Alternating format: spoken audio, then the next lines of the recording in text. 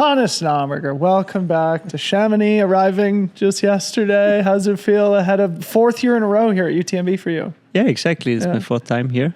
And yeah, always the same. Arrive and then you are nervous, or I am nervous. We were just talking about how you just arrived, and it's like part of that is probably to, keep your head down and focused and away from all the energy and attention of UTMB. Say a few words about that. Yeah, I can say now that I know how it works to make it to the finish line. I made it twice, and it's I'm always hungry to come back every year and to perform better than the last year, and that's also my goal for this season. Yeah. So to remind our audience about your history here, like I said, 4 years in a row. 2021 you were 6th. 2022 you DNF'd at Courmayeur, I think, and last year 2023 you were 8th. And I think I speak for a lot of people in saying we're still waiting for you to have like your day at UTMB. You've had, obviously 2 top 10s at UTMB, very solid performances, but you just sort of like, I don't know, you made me feel like my characterization isn't how you feel about your history at UTMB. So say just a little bit about this 4-year journey you've been on and how you're thinking about it coming in again. Yeah, now I know how it works, and you can do something better than the years before. But I think more to the things what I did really bad last year, and that's what I have to improve to be faster. But I'm always waiting for a cold day, for a cold night when it's really hard to run, and then you put on your rain jacket, your hand gloves, and then you have to fight not against the other, you have to fight against the weather, and that will be my day. I hope for this. No, but I have to stay to my plan, and then I will see how it works. That's always the same. The good thing is that I had one really perfect race in June at Lavaredo, and that makes me very confident to go relaxed to the start line and to try something. Yeah. All right. Well, let's talk about that in a bit. But you just said that you made some critical mistakes last year that you learned from. Be more specific about that. What were those mistakes? Yeah, I had one short nutrition problem. I was low on salt, and that made me huge cramps. And that takes a long time. I would say 30 minutes. That you can run again, and then you for this mistake you miss 15 minutes minimum. Yeah, but that's part of the game, and if you make everything right, so nutrition plan and eat a lot and the carbohydrates always on high level, then you will have a good day. Okay, so salt and carbohydrates, simple as that here in 2024. We were just downstairs. I met your wife and son for the first time, and we were talking about how your son was born just a month after UTMB last year. So you're almost about to celebrate your first year of fatherhood. Say a few words about how that's changed your life, how it's impacted your athletic career, and your mindset coming into the race. I would say thanks to my wife, she did the most of the job with my son. I can be also live the life of a pro athlete. My nights and my sleep is really good. I have the minimum 8 hours. But after UTMB, everything changed a little bit. But in the past years, I was always thinking only about this race. Now I'm here and I can enjoy it a little bit more, to show my son the beautiful mountains and to tell him. He don't understand it, but I tell him, okay, I was here, I did this, and that's the finish line, and he's looking on all the runners, and we have a good time, and that's good that the focus is not always on the race. I have to take care for him, and that makes it a little bit more relaxed, I would say. It's so funny because when you just said that, as we were coming up the elevator, you said, yeah, it's more relaxed with the kid. I said, more relaxed? Come on. It's also like, can be stressful and hectic, and it takes more energy and time. But yeah, there is sort of that sentimental, emotional quality of, and also just the practical value in taking your mind off the race. It reminds me last year when we were talking here in the pre-race interview, you talking about like just being nervous before the races. So it sounds like, you know, the family life helps you to disconnect from that pressure and the nervous energy of UTMB. I would say you have to be perfectly organized for everything. So the grandmother is coming to take care for him during the race. So we are a bunch of people, the whole family is there, that I can run. But afterwards, if he will be at the finish line, and I will think only about this moment to meet him at the finish line, because I saw this. Michel Lane he was winning TDS, and his kid was running into him, and he won the race. And that's a picture in my mind, and I want to have nearly the same. He's too young to run, but I work only for this moment, that I can meet him with a perfect race, and then I'm done. Nothing better in the entire world, man. I hope that happens. I hope that happens. There will not be a dry eye in Chamonix if that happens. Speaking about your season, you started at Transvolcania, 14th. I know as a result that you weren't happy with. What happened there? I was building a house, work, training, and try to being a dad. Yeah. It was too much. I exploded before. But then we decided that we have to change a little bit. So the house building stopped, or we gave it away. And the main focus was then only on training. And that worked. Yeah. There was if the recovery is good, then the training is good. And that's a circle. And I'm interested to hear you say more about that, because this is something that is, I don't know, top of mind for me too, in that there really is only space for so much. And you have been like posting a bunch of photos from your house remodel and demolition and construction that you're doing. Plus you have a 1-year-old son, and you're trying to be a professional athlete, and you're still pursuing your career, right? Yeah, I worked until May. And from May on, I had, in Germany, we call it father time. So you can... like paternity leave. Yeah. And it started at end of May until after UTMB. And I was planning to live this pro life at this 3 months. But months before I was full. I was 100% maximum to do as a runner, as an endurance athlete, to do something with your hands, to demolish something, to destroy it, to make heavy work. That was not a good combination. Yeah. It was possible for 3-4 months, but on the 5th month and 6th, I exploded. And then I could feel it directly at Transvolcania. Nothing was possible. Yeah. Yeah.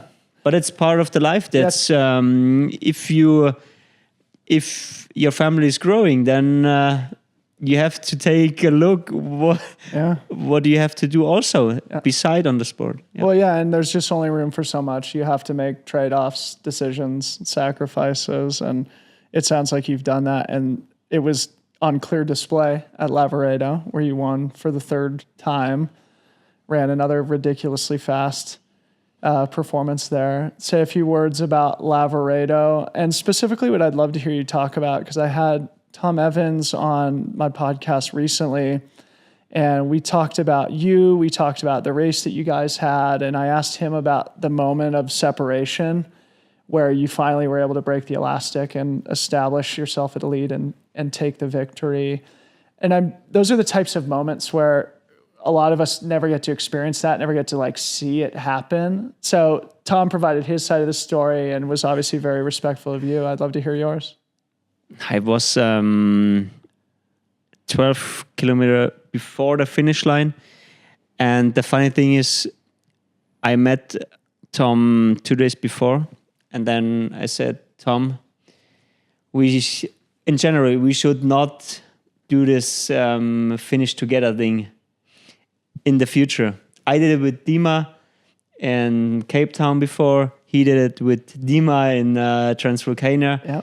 And it's cool, but I think you miss a battle. And the people want to see a battle until the finish line. Even if it's a sprint battle and then we fall down, but you want to see a fight. And he remember we don't spoke too much before, but he remembered me, Hannes, no finishing together. And I was remembering this the whole time. And 12K before the finish line, it was only a small uphill, the last one. I was running and I saw, okay, the gap gets a little bit bigger, and then 50 meters, 20 meters. Okay, now that's the chance, try it. Yeah. From this point on, I know every meter down to the finish line, and then was risking everything. I destroyed my body completely. Yeah. I was running through the forest. Sometimes I was looking to my watch, and it was under 3 minutes per K. That's really fast. And I risked everything. I wanted the win, and I went so deep that I lost 1 year of my life. But you got a third victory in Lavaredo. Yeah, I wanted this, and I was knowing that my baby and my wife is waiting at the finish line, and then I was only thinking about winning. And yeah. That was for me the reason why I went so deep. It's an interesting point about not finishing together.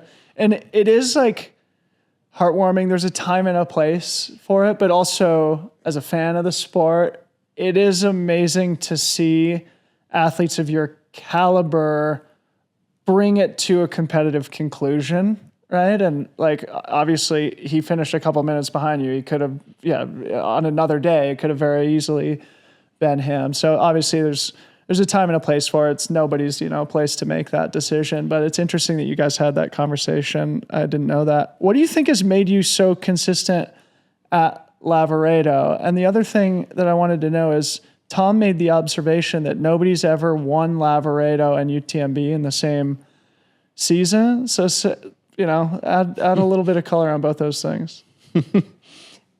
I'm not the person who can say that I can. I'm just win wondering this why, because like people have won Hard Rock and UTMB in the same season. But Lavaredo fits perfect for my running skills. I know what I have to do. Yeah. At UTMB, you have to learn it. You need some years. Maybe in the next years, I can say, maybe now I learned so much that I'm the person. But between 120 in Lavaredo, that's 12 hours, and on Friday, 20 hours roundabout, it's a big difference. And I have to learn more to be able in some years. But I'm super happy with Lavaredo. That's my area. I know every stone.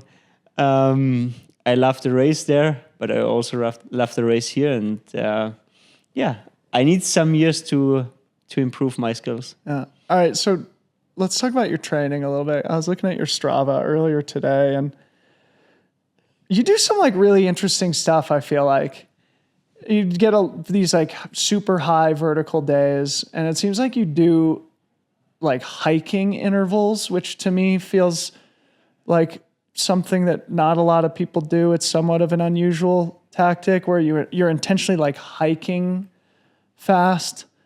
Say a few words about that. Hiking is very important because after, I would say, Courmayeur, you have to hike. It's not possible to, maybe for some guys, but I prefer to hike because I save energy. I use different muscles, and I have to train this. Ludovic is for me the perfect example for a fast hiker. He made, after Courmayeur, I would say 1,000 meters of elevation in 1 hour. Yeah. After Courmayeur, and that's minimum. Last year I made only 800, so I have to improve my skills because this 200 meters, what he is faster only with hiking. It's not possible to run this fast on flat sections. So, and also on downhill, you cannot be faster, not so much faster than others. So hiking is very important. Also after Champellac, Val d'Orsine, you hike a lot. And my point is though, like when you, at least in my experience and for most of the athletes that I've observed, when you're doing intervals, you're running basically. And so you're doing intentional, like fast hiking to develop that skill. It seems just, I don't know, to me, it felt like a unique insight in your training that maybe not everybody's doing. This could be, yeah. I search for really steep ramps on a ski slope, for example. And I try always to make big steps in combination with the poles. Yeah. And yeah, it helped me a lot. Yeah, there's a cool photo on your Instagram of you with that long stride with the poles out front. Yeah, exactly. Clearly worked. And then you change the poles from double poling to single one, like ski mountaineering. And if you change this, then you have a lot of skills for these mountains here. Yeah. So you did a final tune-up in between Lavaredo and UTMB in Austria, the Grossglockner race, roughly marathon distance of that. Anything you want to say about that or how it helped you build confidence or fit into your training? That was only just for fun because Dynafit was my sponsor. But I did one cool thing directly after Lavaredo. It was in Zermatt, Spaghetti Tour. It's the 4,000 meter peak tour. What Kilian did some days before on the Alpine Collection, and I did some of the peaks also. But Kilian did double of this what we did, and that was a cool preparation to run on ridges on 4,000 meter peaks, to be in really high altitude, and to combine climbing and running in snow. And that helped me a lot to put a little bit more volume, but having fun in the mountains. Yeah, awesome. Well, Hannes, good luck this weekend. It's going to be another amazing battle, another amazing loop around the mountain. I'm asking everybody the same closing question, which is just who is going to be crewing for you this weekend? Why that person, and what has that person meant to you in your career? Crew is my wife and a friend from at home. So that's and Grandma enough. And Grandpa watch the baby? Grandma is watching for the baby. We don't know how it works, but if not, he will also be at the aid stations. Amazing. Well, good luck to you again this weekend. I appreciate you making the time for us here on the pod. Thank you very much. Thank you.